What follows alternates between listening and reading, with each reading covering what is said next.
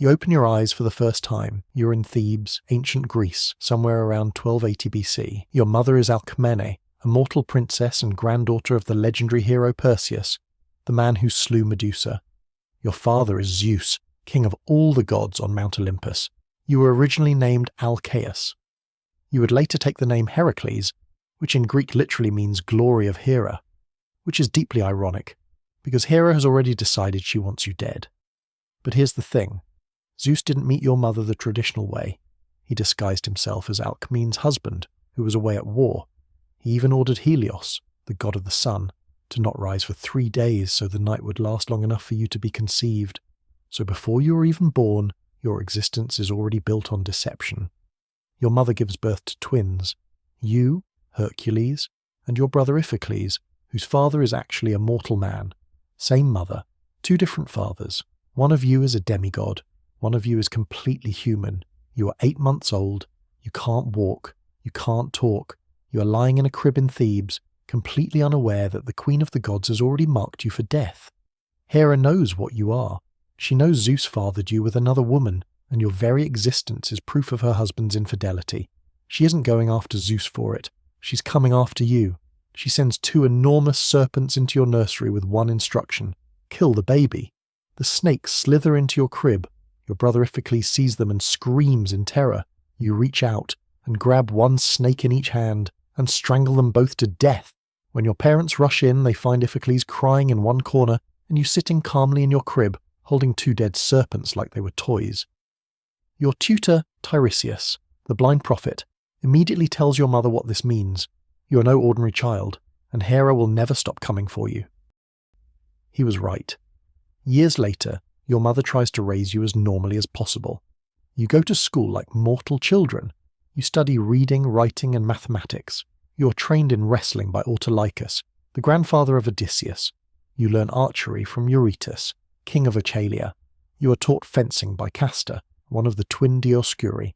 You learn boxing from Harpalycus of Phenote, a son of Hermes. You study literature and music from Linus, a son of the Muses. By every measure, you're given every opportunity to be educated, skilled, and well-rounded. But you're not a normal child. Your strength is already superhuman and impossible to fully control. One day during a music lesson, your teacher Linus strikes you for making a mistake.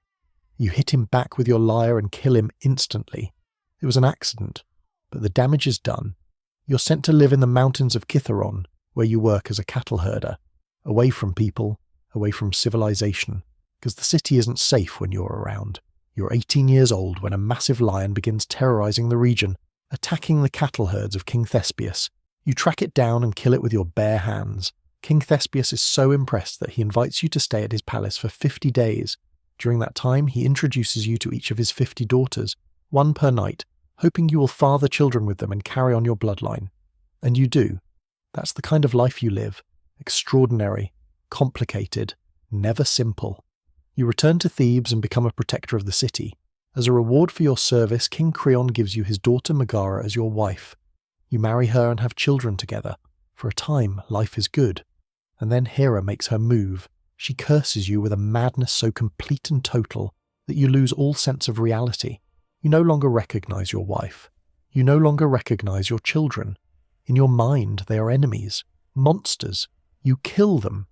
When the madness lifts and you see what you have done, you are shattered. You go to your brother Iphicles and beg him not to let you out of the house. You chain yourself. You refuse food. You want to die. Eventually, your friend Theseus convinces you that you cannot spend the rest of your life paralyzed by guilt. He takes you to Athens. You travel to the Oracle of Delphi, the most sacred site in ancient Greece, and ask the god Apollo what you must do to atone. The oracle gives you your answer. You must go to Tiryns and serve King Eurystheus for 12 years, completing whatever labours he assigns you. If you do this, Apollo says, you will be forgiven, and you will achieve immortality. King Eurystheus is a devoted follower of Hera. He did not come up with these labours on his own. Hera helped design them, and every single one was meant to kill you. Labour 1.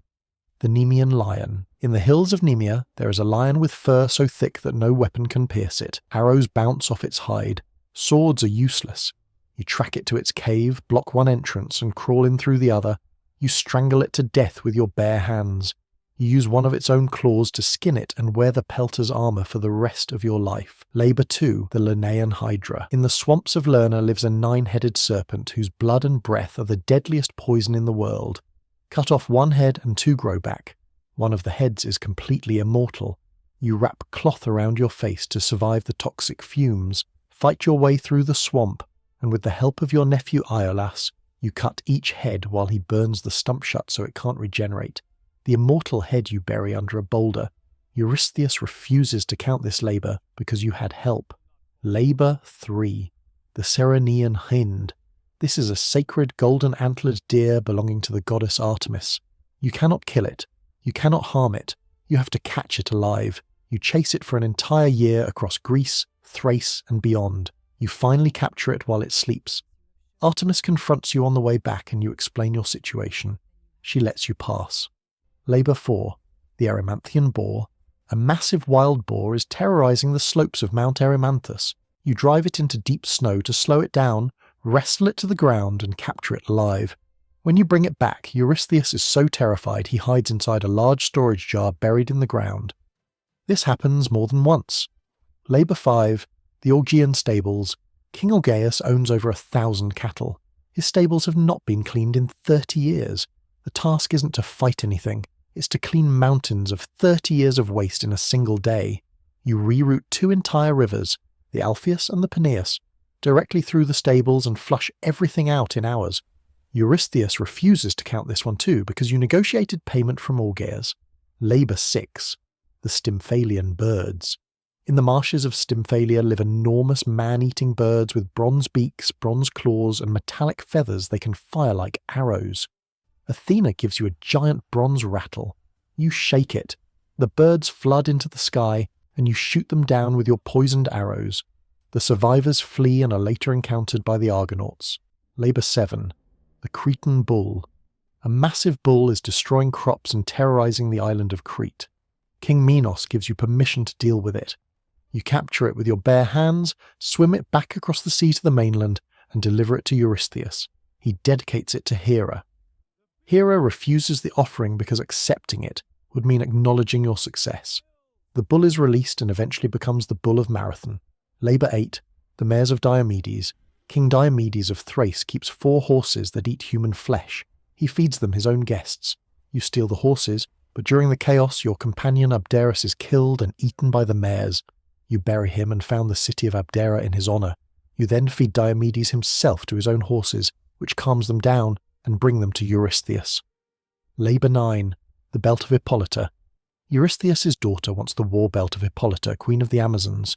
You sail to the Amazon territory, and Hippolyta actually agrees to give you the belt without a fight. Then Hera disguises herself as an Amazon warrior, and spreads a rumor through the camp that you're planning to kidnap their queen. The Amazons attack your fleet. In the chaos, you kill Hippolyta and take the belt by force. Labor 10, the cattle of Geryon. Geryon is a giant with 3 bodies, 3 heads, and 6 arms who lives on the island of Erythea at the far western edge of the known world. To even reach the island, you have to cross the ocean in a golden cup borrowed from the sun god Helios. You kill Geryon's 2-headed dog, his herdsman, and then Geryon himself with a single arrow that passes through all 3 of his bodies at once.